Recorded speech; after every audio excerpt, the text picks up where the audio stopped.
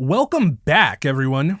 So the episode kicks things off by jumping right into an action sequence, as we drop in on an ongoing conflict that's currently taking place between the Middle East Federation and an invading Britannian military company. And at first, it seems like the Middle East Federation is holding its own against the Britannians. With their nightmare frames, yes, these big things are actually nightmare frames, just shrugging off the shells being launched from these Britannian tanks, which honestly makes sense given just how big these nightmares are. Like, in comparison to a Glasgow, the Bamides have almost 3 times the height and over 12 times the weight. Like, that thing is huge. That's what she said. Also, the reason I compared the Bamides to a Glasgow instead of, say, a Sutherland is because this thing is actually a 4th generation nightmare frame, putting it on the same level as the Glasgow in a technical sense. But anyway, like I said, the tank's artillery is just bouncing off the Bamides, essentially rendering the tanks basically useless, meaning that if the Britannians want to start making some headway, then they're gonna need to send in the big guns, and well, there they are. Gloucesters! So, Gloucesters are yet another kind of nightmare, another 5th generation nightmare frame, putting them at the same level as the Sutherland models. In fact, Gloucesters are actually just redesigned Sutherlands that were made with close combat as their focus, meaning these guys like to get right up in your face with it, as made clear during this scene as they just roll straight up to these Bamides and start lighting them up. And let's actually take a moment to talk about their design for a second, and for the purposes of this conversation, we'll just compare them to the Sutherland model. Now, as we can see, there's not too much of a difference between them. I mean, they're roughly the same height and weight, with Gloucesters being both a little shorter and a little heavier, by about a quarter ton. Also, we can see that the Gloucesters lean more towards the sharper design of the Lancelot, in that it's not quite as boxy as the Sutherlands. And I imagine that's partly due to the fact that it was specifically designed for close combat. Like, it needs to be as aerodynamic as possible, and sharper edges help with that. And yeah, those are the Gloucesters, and I really like the design, especially these Gloucesters with their little capes, because who doesn't love a cape? No capes. No capes. Okay, and my bad. They still look cool to me, though. Shoddy, oversized imitation nightmares! They would have been wise to surrender from the start. So here we're introduced to some characters who will be pretty important to the story going forward. The first guy is General Andreas Darlton, and the second guy is... I never realized this was his first name, but this dude is Gilbert Guilford, who is a royal knight. And yeah, I just figured I'd point them out real quick. Anyway, while they're busy taking down these Bamides, this happens.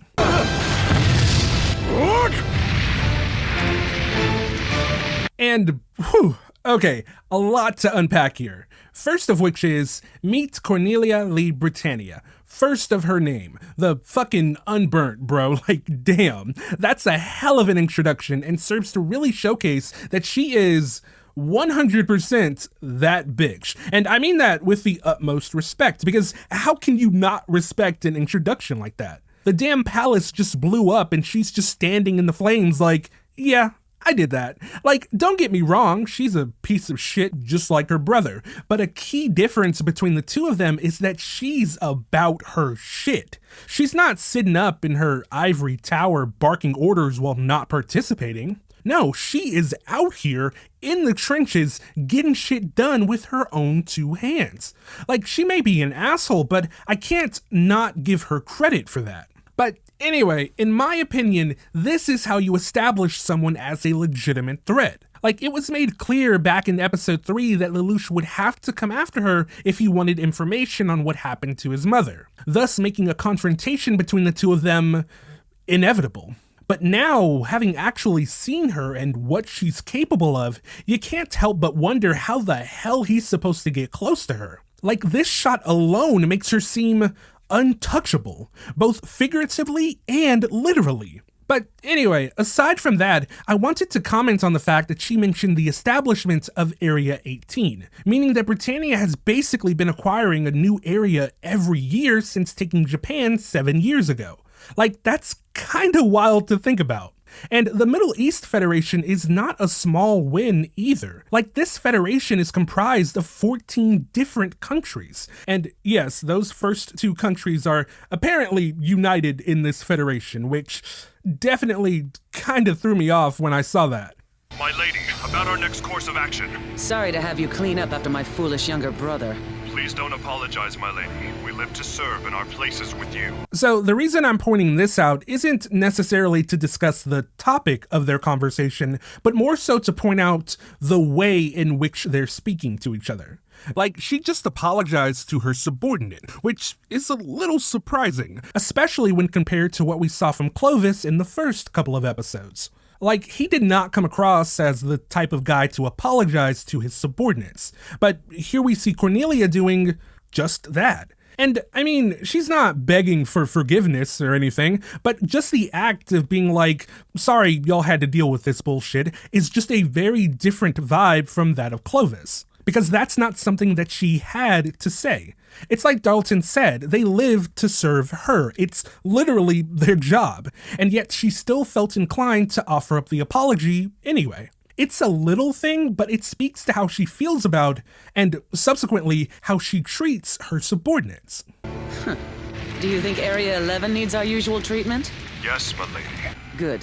So that's actually low-key terrifying, because if this is the usual treatment, then that means that Lelouch and his crew might be in a little bit of trouble. And honestly, it kinda gets even more scary when we actually get insight into what Cornelia is thinking. I'll drive you into the open, Zero. Clovis will be avenged.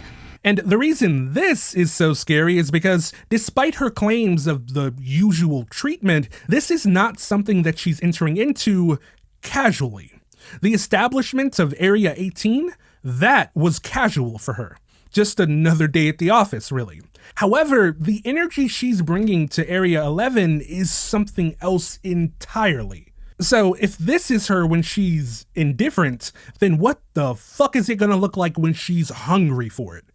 Whew, I guess we'll find out soon enough. But for now, Stage 5, The Princess and the Witch. So, the episode proper picks up the same night as the events from the previous episode, where we see a tired Lelouch coming home after saving his bestie and ultimately watching him run off back to his execution. And while he's probably ready to just kick his shoes off and call it a night, the universe has other plans in store for him. I'm back. Welcome home, Lelouch.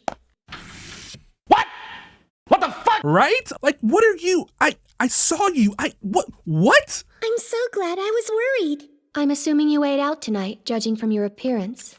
So I thought this was interesting, because it seems like she's covering for him. Like, she's well aware that she blindsided the hell out of this kid by just popping up on him like this. So I feel like this is her way of just giving him time to take it all in without also trying to juggle coming up with an excuse for his sister. So that was nice of her. Thank goodness. I tried calling you, but you didn't answer your cell phone. I wanted to tell you Miss C2's been waiting for you as well. C2? And here Lelouch finally learns her name, or at least the name she chooses to go by. And it's an interesting one, but we'll talk more about that later. Now, from here, the conversation switches tones as Nunnally asks if C2 is Lelouch's girlfriend, and C2 responds by saying, He made a promise about our future together. which isn't technically wrong, but I love the way she's low-key trolling him right now. Because obviously the contract that they made with each other is not the same as what Nunnally is implying. Probably. Also, when he says that she's just messing around, she immediately says, no, I'm not. And it's just hilarious because now Nunnally thinks that the two of them are not just dating, but actually engaged. Well, you're certainly doing this sooner than most. But if you feel like you're ready for... Oh, C2, look what you've done. Come on, let's get you to the bathroom into a dry change of clothes. So, I love that response to the situation because it's equal parts smart and hilarious, and maybe just a little messed up too, because he's definitely exploiting his sister's blindness with that one. But hey, you gotta do what you gotta do, and he has questions that need to be answered sooner rather than later, starting with, Who are you? She said my name. I'm C2. girl, you know damn well that's not what I'm talking about. Fucking C2, man. Can't help but love her though. Do you like the power that I gave you? I'm grateful. It allows me to speed up my schedule tremendously. Your schedule? Yes, my schedule for obliterating Britannia. So this isn't new information, per se, as we already knew that he always intended on making some sort of move against Britannia at some point in the future. But I'm honestly really curious as to what his original plan was. Like, before getting the power, he had a very nihilistic viewpoint on things, I feel. Doesn't matter how hard you try, there's no way you can change the world. And like I said back then, I could completely understand that viewpoint, especially considering everything he had been through. But here he's talking like he had a pre-existing plan in place, and I don't know, man. I don't actually believe him. Like, I think he's kinda posturing here. Like, it feels as though he's trying to be cool. Like, oh, I appreciate the magic powers or whatever, but it's not like I needed them or anything. Which is, like, actual bullshit. Like, nothing he's accomplished so far could have been accomplished without the help of his geass. Not surviving that situation with those royal guards, not commandeering Valletta's nightmare, not stealing those other nightmares, not getting alone with Clovis, not rescuing Suzaku, none of it. And actually, I decided to take a look at the picture dramas to see if there was something I could find. And as it turns out, stage 0.97 makes it abundantly clear that this man was stressed the hell out trying to figure out what the hell he was gonna do once he graduated from high school. Like, he had no idea what his next steps were gonna be, only that he needed to make sure that he kept Nunnally safe. So yeah, he's definitely posturing here.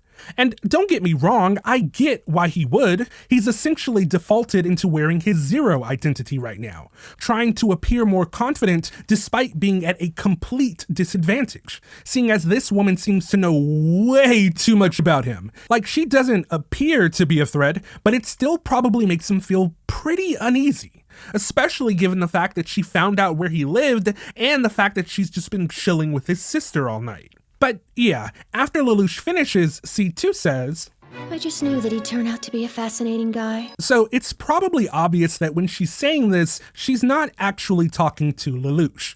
But I'd also go as far as to say that she's probably not talking to herself either. But more on that later. What will you do now? I'm sure the military is after you. Not the entire military, only a small faction of it. I can make do here. What? A gentleman would sleep on the floor. She is so unserious, y'all. But yeah, she's decided to make Lelouch's spot her own. And to be fair, it is probably in his best interest to keep her close, because clearly she's not exactly the best when it comes to staying out of trouble. Though, I do wonder how exactly she came to be captured by Clovis and his people, because I don't think that's actually ever expanded upon in any way. But personally, I'd very much like to know how they got their hands on her. You sure take things casually, don't you? How did you manage to survive before this? And what's the deal with that so-called contract you spoke of? Good night, Lelouch. So that would actually really piss me off, because he's been nothing but forthcoming with every question that she's asked, and yet she just continues to shut him down every time he's tried getting information from her. On top of the fact that she just straight up made the unilateral decision to move in and commandeer his bed. Like, ma'am, my gratitude only goes so far. But anyway, from there we transition to a new day. Fukushima, Kochi, Hiroshima. This has been the 7th occurrence since that man named Zero raised his head. It seems the other groups are following his lead and putting up a valiant fight. So here we see that Lelouch, or rather Zero, has successfully reinvigorated the Japanese people, causing uprisings in 3 different prefectures, each in its own region of Japan. And I point that out to show that these aren't just isolated incidents in the Kanto region. No, it's spread as far as the Shikoku and Shugoku regions too, which means it's nationwide, which is pretty awesome, especially considering it's all happened basically overnight. And now suspicions about that orange thing have cost Margrave Jeremiah his command. I mean, as it should, honestly. Like, that was... whew, old Jerry should probably be in jail for that shit. Like, how do you even begin to explain your actions there? You were completely opposed to giving Suzaku up until Zero threatened to expose this orange thing, after which you were practically on your knees for this man. Like, I appreciate seeing these soldiers making faces at him as he holds up this wanted poster for Zero, because it's like, bitch, what? We had him dead to rights. He was literally right there and you fought us to let this man get away. Fuck you, Orange Boy. But in regard to that wanted poster, let's take a look at this, because this is actually legible English, unlike that shit that we saw from Death Note. And the fact that it's in English is really interesting, because, I mean, that makes sense in universe. Like, this isn't Japan. This is a Britannian settlement. And as such, any text that we see is going to be written in Britannia's main language, which appears to be English. Which makes me wonder if everyone is also speaking English too, because that would also make a lot of sense. Like, I doubt most Britannians would take the time to learn the language of one of their occupied territories. In fact, I wouldn't be surprised if they completely outlawed speaking Japanese in the settlement. Like, either you assimilate completely, or, I mean, get fucked. But anyway, back to the wanted poster itself. First off, I'm dying at the age range here. This man is apparently anywhere between the ages of 15 and 50. Also, it looks like they're throwing the whole book at him. He's wanted for rebellion, subversion against the state, murder, apparently several counts of it, violent offenses, bodily harm, assembling with offensive weapons, and several other charges. Like, damn. But I guess with him being officially charged for Clovis's murder and the murders of those other noblemen, then that must mean that Suzaku is definitely in the clear. Zero has thrown the Britannians into chaos! Now's the time for us to make our stand! Calm down. The information of Kyoto giving the Guren Mark II to Zero hasn't been confirmed. If we pay too much attention to Zero, we may trip ourselves up. Alright, so here we pop in on Todo and Kusakabe having their own discussion regarding recent events, with Kusakabe saying that this is their chance, that this is the best moment to strike. And I get where he's coming from, like, things are in disarray. Even Lloyd mentioned it in the previous scene, how there are apparently issues between the administration and local law enforcement as a result of what Jeremiah did. So, yeah, I could see why Kusakabe is like, let's get out there, let's strike while the iron is hot, let's get active, my guy. But the thing is, Todo is just, what's the word I'm looking for? He's not reserved, but he has his reservations. He doesn't want to just jump the gun and strike without having a full understanding of what exactly is going on. He also clearly doesn't care for the idea of putting so much stock in a single person and whatever it is they're doing, especially when they don't know who the hell he is. Sure, he's captivating, even managing to pull a disinterested Todo's attention in the previous episode, but that doesn't mean that they should just jump right into a situation that they don't completely understand, which is smart.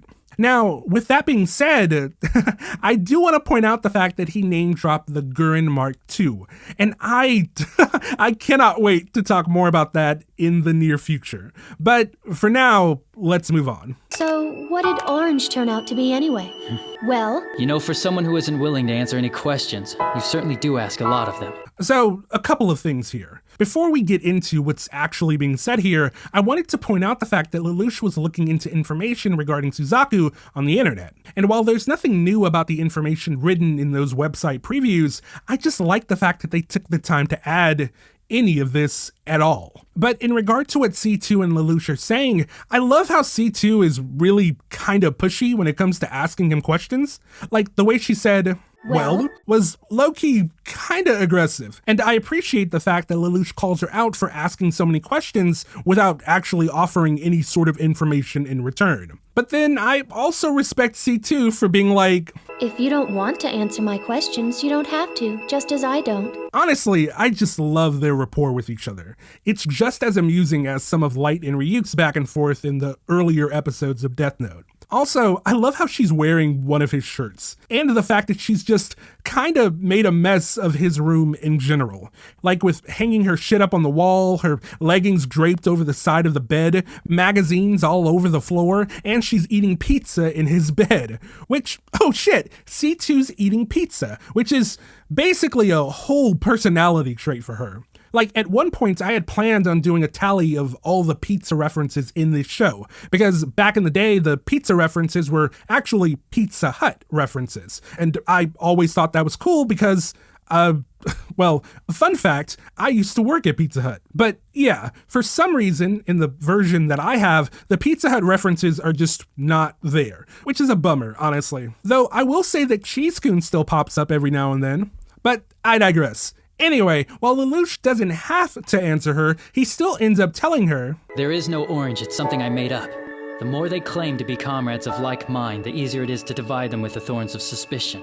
and honestly, I feel like the reason he tells her is because he secretly likes the idea of having someone to talk to about this shit. Like, I feel like, low-key, he's mad impressed with himself and wants an excuse to brag just a little bit. Which, I get it, that shit was hella impressive. And it's even more impressive when you take into account what he said right here, about his secondary goal of planting seeds of distrust among the members of the military in order to fracture them. Which is like some 4D chess type shit. And to be clear, it's working, which is just fucking go off, King. Everyone on Earth is looking for you. Because of you, the world is going through an upheaval. So, is this what you wanted to see? No, the world is destined to descend into greater chaos. Okay, so here we've got some more text, but from the looks of it, most of it is just reused. It's actually just the same text from those articles Lelouch was looking at online. But there are some added portions. For example, there's a section that mentions that, given the way Clovis was killed, it would make sense that Zero would have had to have worked with someone from within the military, with the article speculating that Jeremiah might have been the one who had helped him. So, from the looks of things, old Jerry's now in the same boat as Bartley, which, karma's a bitch, ain't it? But as far as what Lelouch said, it's pretty self-explanatory. He's essentially saying that this is just the beginning, which, yeah, because things are definitely gonna get crazier from here on out. In the murder of His Highness Prince Clovis, you are no longer a suspect due to lack of evidence. What happened? I'm free. Bruh, were you even listening? He just said there was a lack of evidence, which is what you were literally arguing in the last episode. Like, what? Out of the way, please! Look out below! So, allow me to introduce Yuffie,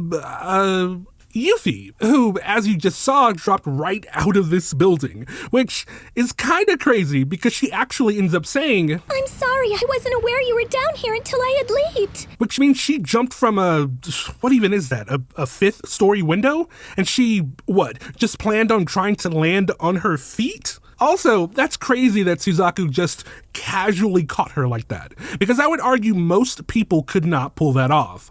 For example, had this been Lelouch, this situation would have ended very differently. Is there something wrong? Yes, there is something wrong. The truth is, bad guys are chasing me, so could you help me, please? Okay, so obviously that's weird. I mean, I wouldn't have a problem believing that she's being chased at face value. I mean, she just jumped out of a fifth story window. Why else would you do that? But the issue with her story is the fact that she seems downright elated as she says it. And that's just, well, again, weird.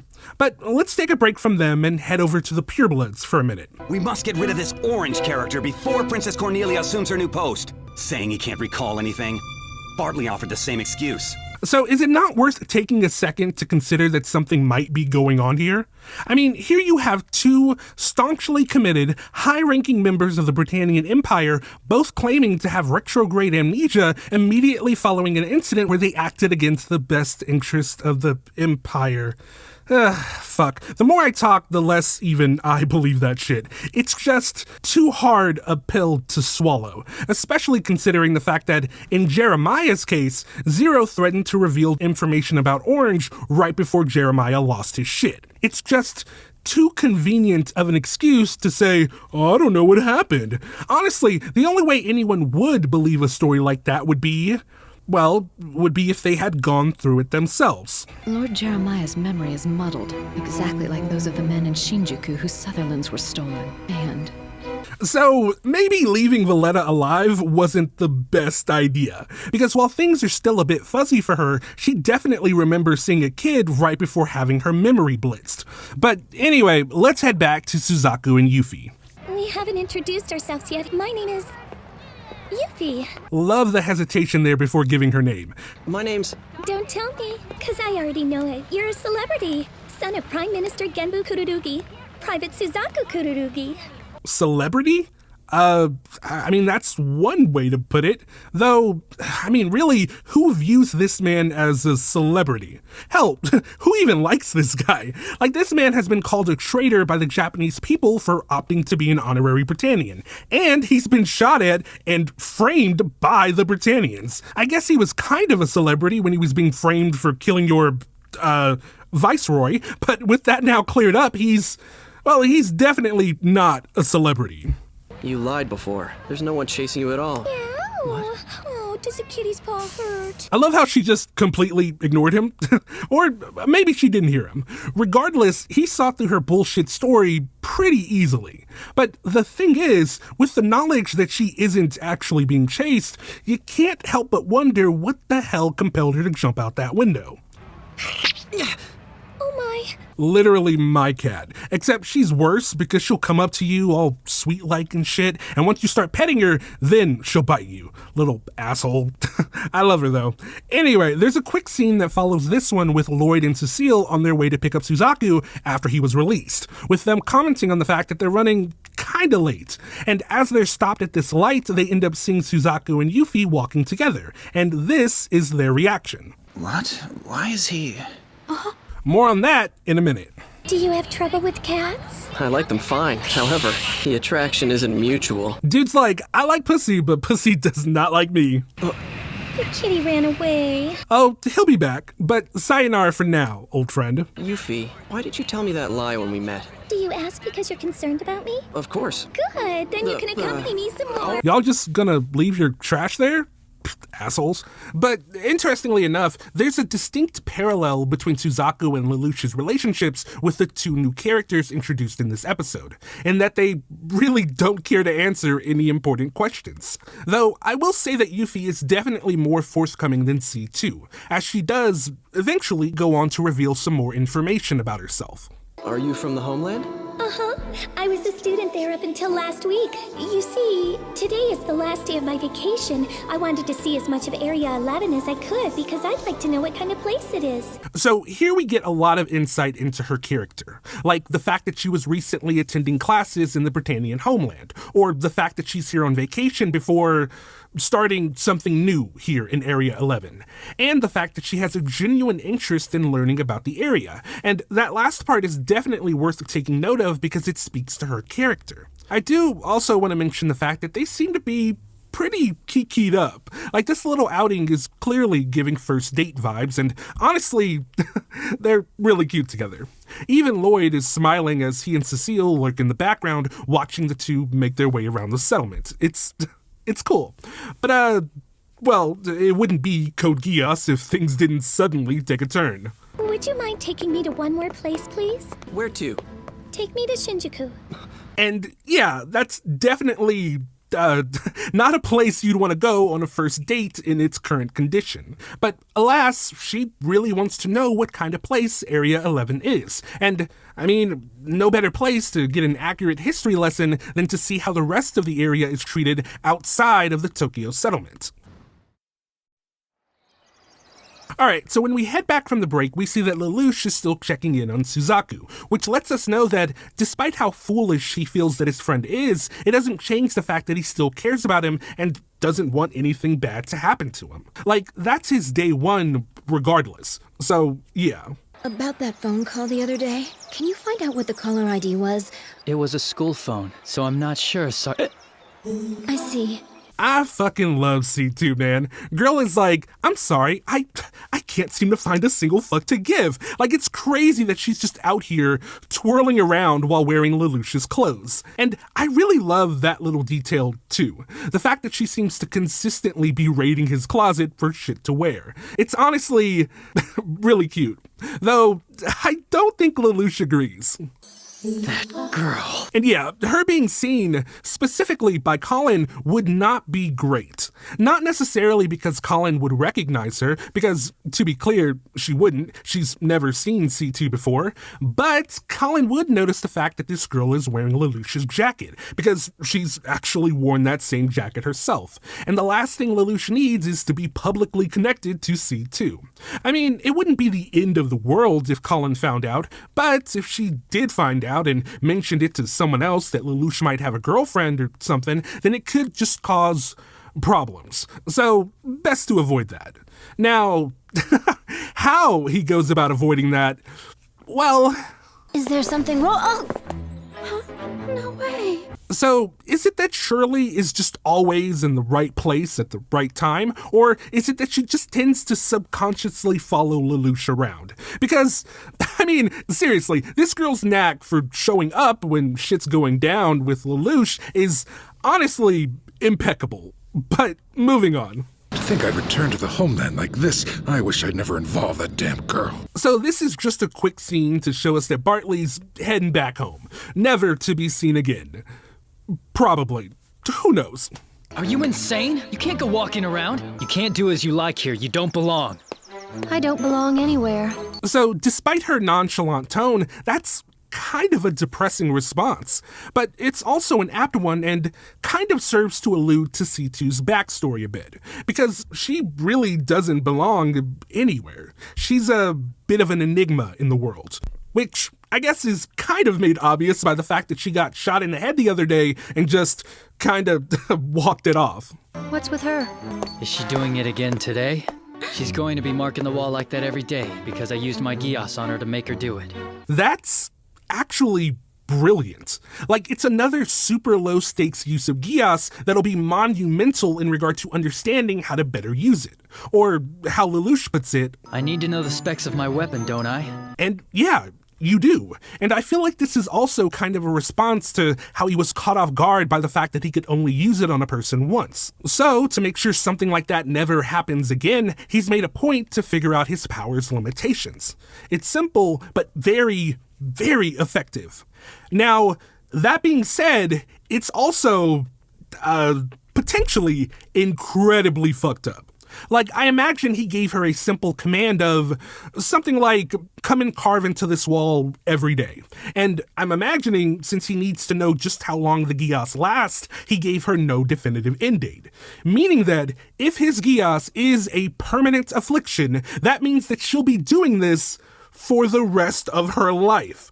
Like, has he possibly ruined this girl's life? I mean, what happens if she's off campus for a day? Like, I don't know, during summer break. Or, hell, what happens when she graduates, bro?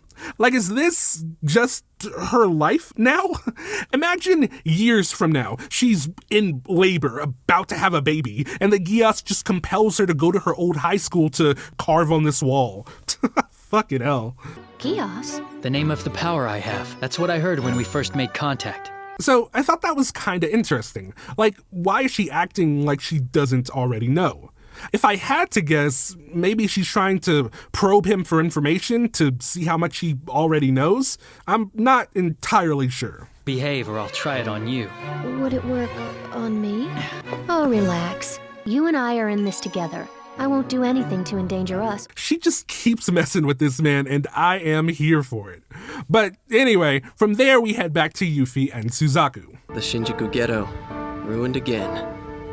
The residents were starting to return, too. It's so heartbreaking to see this perspective on the aftermath of the conflict.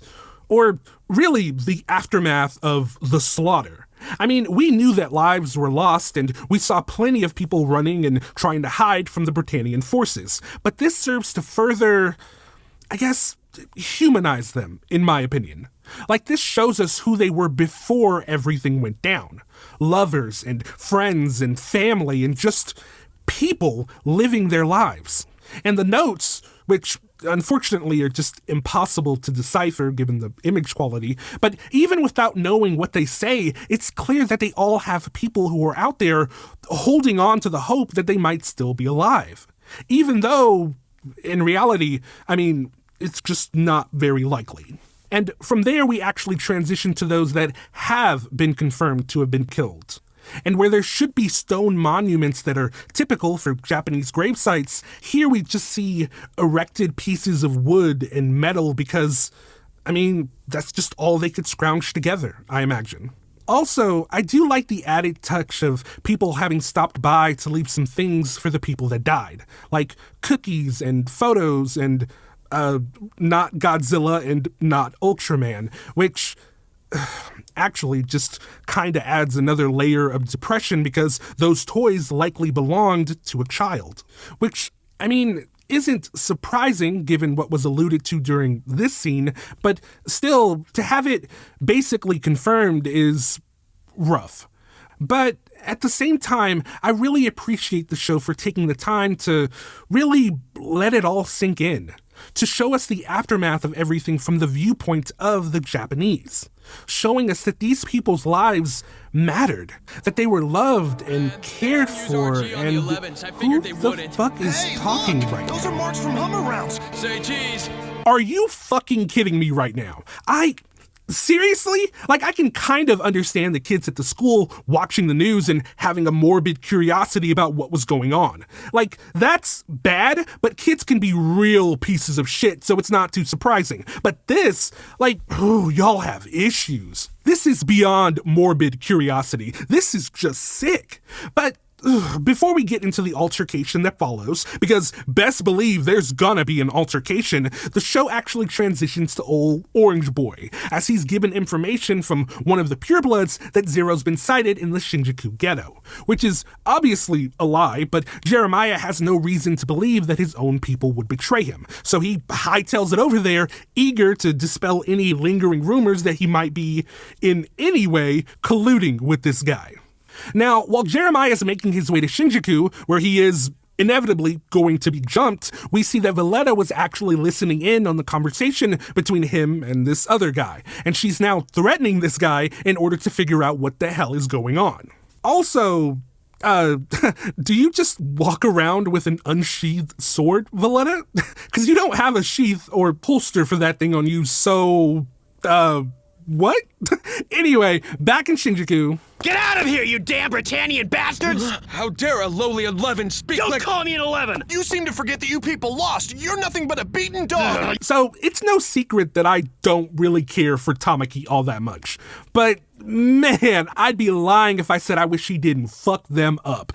Y'all talking way too much shit right now. And it's actually kind of crazy because y'all are outnumbered 3-2. And these are grown-ass men, whereas y'all are just high schoolers. And yet y'all continue to act superior. And while it is crazy, it also strangely makes sense. They've been brought up to believe that they're actually better than everyone else in every way. That Britannians are just the apex of humanity. So even though they're a little nervous, they're convinced that they don't really have anything to worry about because they're just superior. Which is hilarious because they're about to find out just how wrong they are. Stop, please, no violence! Come on, don't do it, Suzaku. Just let Tamaki have this one, bro.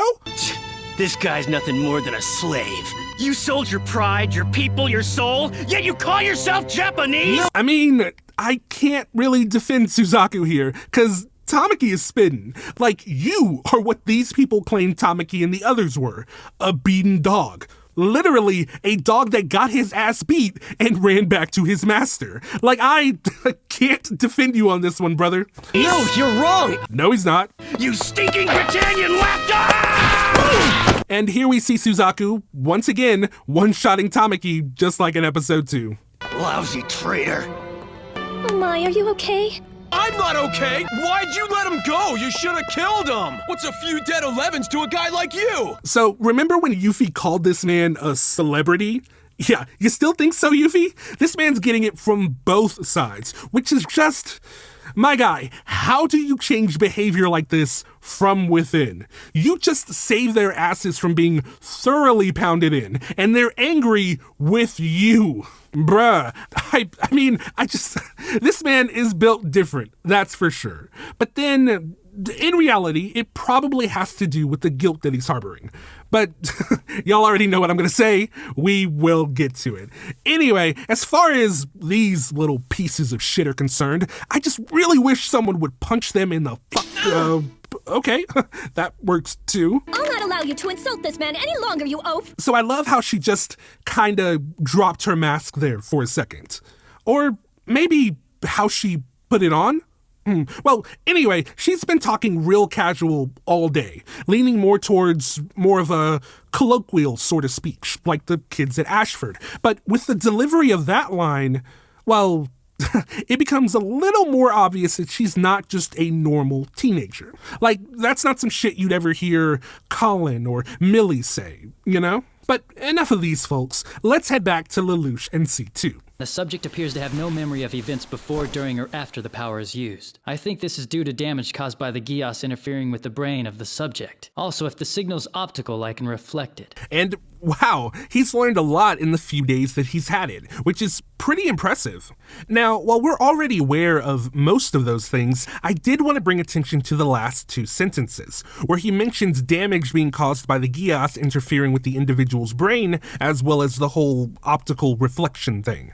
Now, when it comes to the damage, one thing that he's not aware of, apparently, is the fact that that damage does seem to repair itself to some extent after time, as Valletta seems to be recalling more and more about what happened in the moments before she was geassed. But in Lelouch's defense, I don't really know how he could ever really account for that happening. And given the way he's been using his geass, there's really no reason why he should be worried about people remembering what happened in the moments before or after being geassed. And then, when it comes to the optical reflection thing, I thought it was cool that he called that out here because there's a moment in Season 2 where he uses that to his advantage in a really, really cool way. This opponent may be too large and strong to fight with only geass for a weapon. Is it good to be strong? Is it bad to be weak? Such an interesting question to pose. Is strength inherently good? Is weakness necessarily bad? I figure at surface level, the answers to those questions would probably both be yes. Of course it's good to be strong, and of course no one wants to be considered weak. But when you dive deeper and really think about it, it's really not that simple. Because what is strength? What does it mean to be strong? What does it mean to be weak? Are the Britannians strong because they conquered Japan? Is Japan weak because they gave up?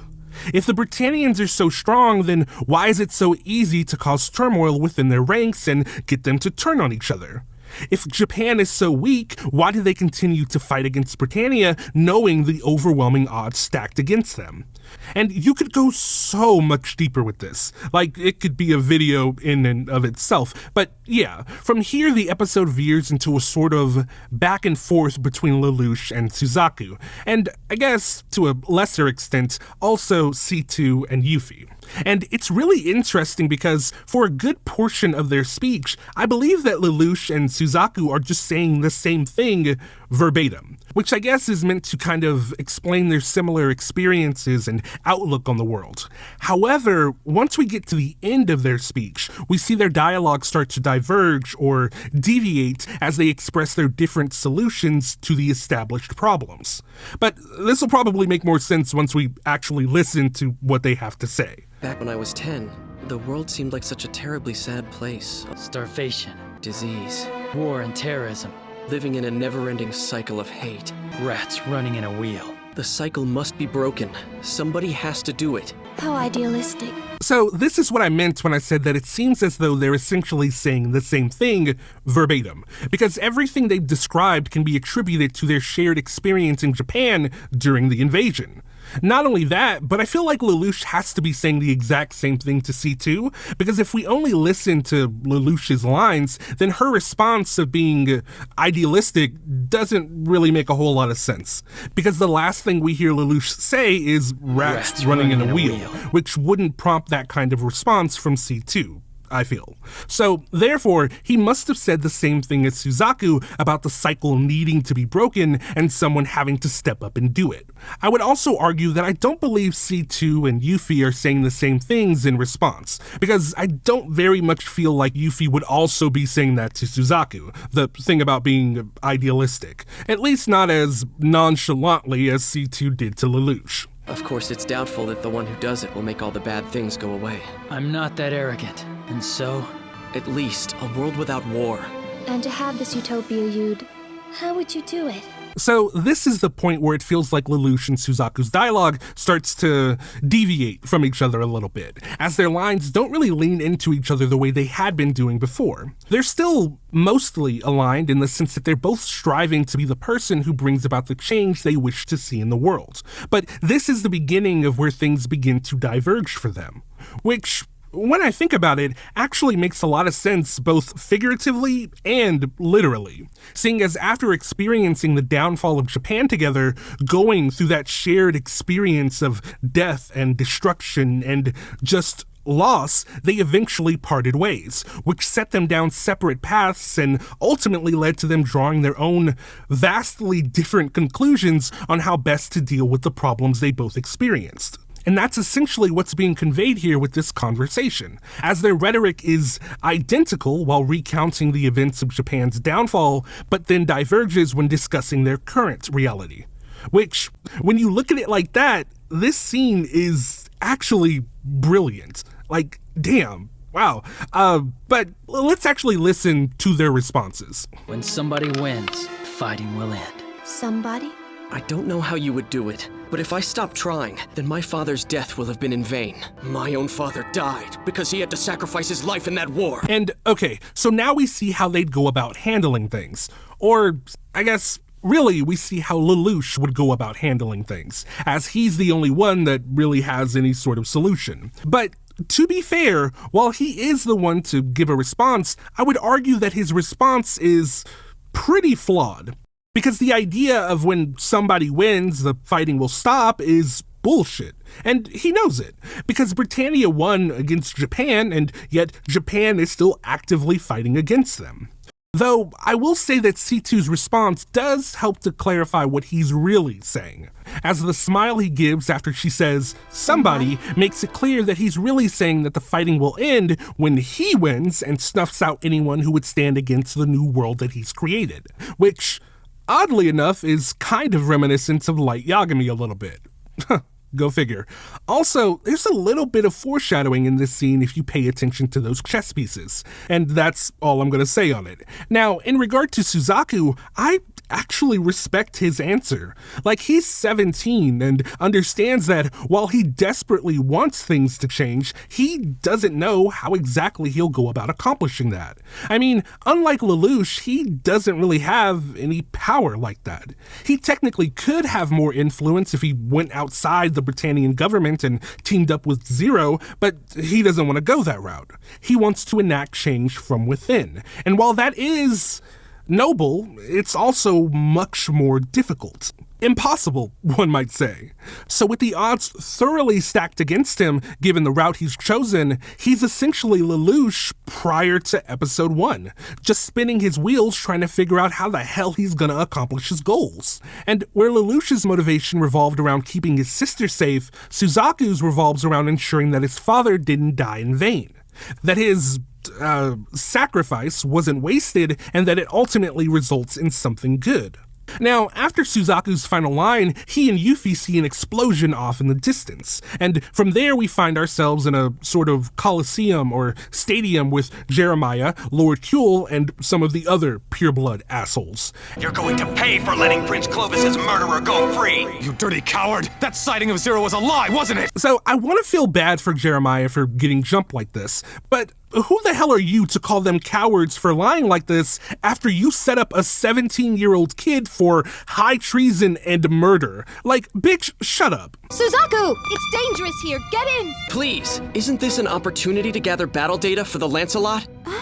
I love that Suzaku knows just what to say to get Lloyd's attention here. Also, this is yet another example of him jumping into conflict that really doesn't concern him, and that he could honestly just walk away from.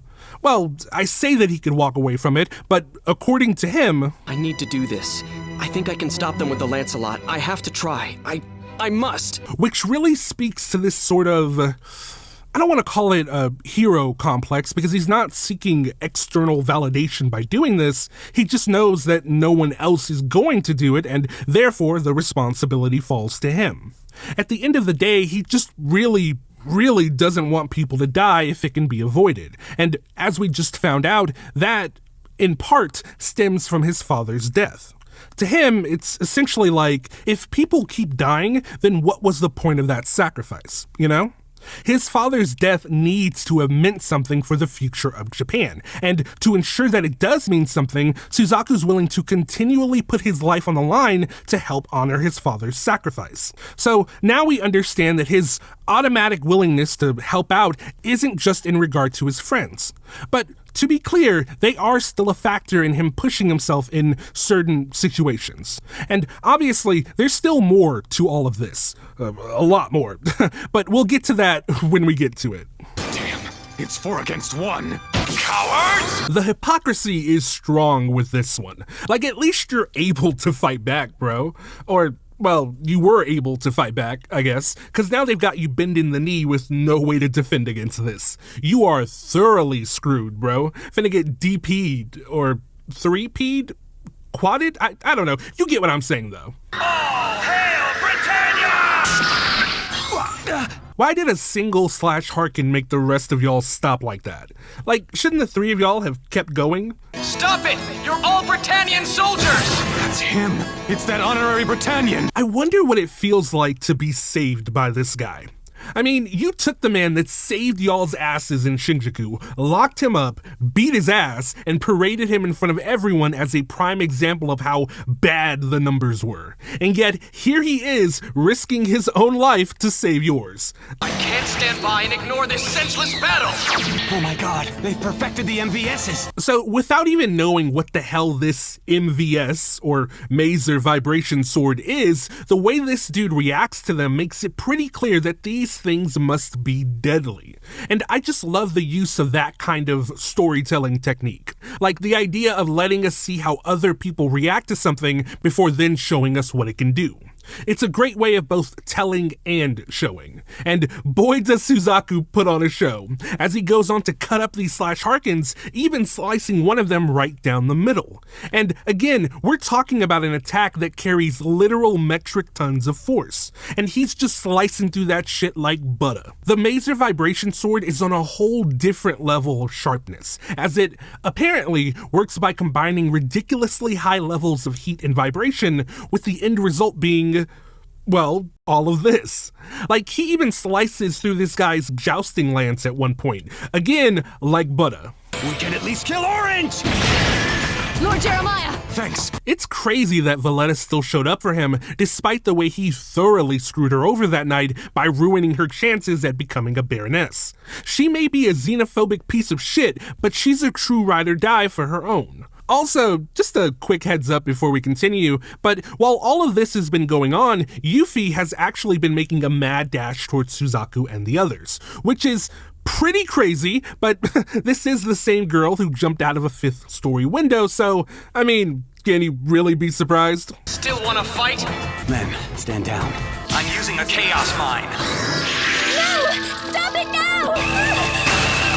Alright, so a lot just happened there. But the first thing I want to do is explain what that chaos mine was, because it actually managed to put some pressure on the Lancelot, as we saw its Yggdrasil drive spinning faster while it was dealing with that onslaught. Hell, one of the stray pieces from that chaos mine even managed to hit the Lancelot's foot and caused a little bit of damage, which we've never seen before. But as far as what the Chaos Mine is, it's basically a bomb that fires fragmented shrapnel at ridiculously high speeds. Shrapnel like, what hit Tony Stark back in the first Iron Man movie, but much, much worse. Like, had it not been for that energy shield, that Chaos Mine would have turned them all to shreds. To shreds, you say? Like, that's a nasty weapon. I also want to point out that I don't think Suzaku knew the Lancelot could withstand that attack. Because if you pay attention, you can see him sweating when Cool says that he's about to throw out a Chaos Mine, which, to me, means he's actually a little nervous at the idea of trying to deal with a weapon like that. I imagine that if he was alone, he likely would have just tried to dodge it, which probably would have been easy to do in the Lancelot. But instead, he jumped in front of Yuffie, Valletta, and Jeremiah and attempted to shield all of them, all the while not knowing for sure if he could or not. And the choice to stand in front and cover them all really shocked Valletta. That honorary Britannian, he risked his life for... Meanwhile, Yuffie just seems kinda unfazed by it all, which is kind of a surprise, honestly. Like, she easily could have died, if not from the Chaos Mine, then from any of the other crazy shit that was going on here. But I guess she felt fairly confident that her presence on the battlefield would draw things to a close. And if you're confused by why she would think that, well, it makes a whole lot more sense when she says, I am Euphemia Li Britannia of the Empire, and the third princess of the royal family. Yeah, little old Yuffie is actually Princess Euphemia, which is a crazy reveal. Though some breadcrumbs were definitely present throughout the episode, like the fact that she was in classes up until about a week ago, which was when Clovis was killed. Also, there's her interest in learning about Area 11, there's the way Lloyd seemed to immediately recognize her when she was walking with Suzaku, as well as the way that she spoke after bitch-slapping that boy earlier. I mean, those things alone wouldn't tell you that she's a princess, but it does help to retroactively make all of those conversations and actions make more sense. We're truly sorry, Your Highness! Dude, what even is the punishment for that? Like, sure, it was an accident, but y'all accidentally almost killed a princess while you were actively and intentionally trying to kill two nobles and an honorary Britannian. Like, guess who's going to jail tonight? Y'all are beyond cooked right now. My lady! I had no idea who you were. Please forgive me, princess. Man, that initial look she gives him when she turns around is so... it just seems so sad. I feel as though she hates the fact that their relationship has now been irrevocably changed.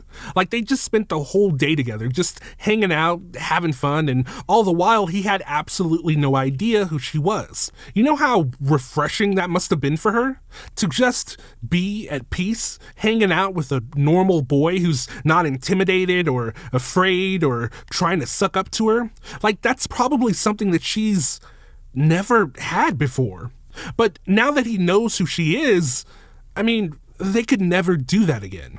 They've gone from just being a boy and a girl to a subject and his royal princess. And for her, that just sucks.